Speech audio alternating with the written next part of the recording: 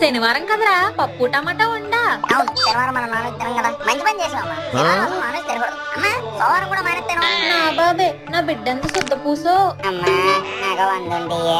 100 రూపాయలా? దేనికిరా? అంటే స్కూల్ బయట ముంతమిర్చి, మిరపకాయ బజ్జీలు, పునుగులు ఇవన్నీ అమ్ముతున్నారు, తిందామని. అన్ని వెజ్జే అమ్మా. సరే, నా కొడుకు నా కోసం శనివారం చేస్తున్నాడు. 100 రూపాయలు ఇవ్వలేనా?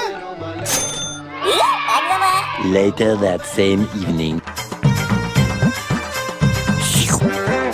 పండు చికెన్ నూడిల్స్ చదివిపోయిందిరా. నా ఫ్రైడ్ రైస్ కూడా బాగుంది. ఏదెలాగి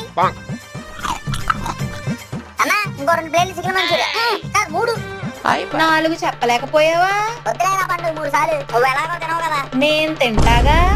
అది ఇదిగో ఈ పండుగనే. ఇంట్లో శ్రీరంగ నీతులు చెప్పి ఇక్కడేమో చికెన్ నూడిల్స్ లు, చికెన్ ఫ్రైడ్ రైస్ లునా?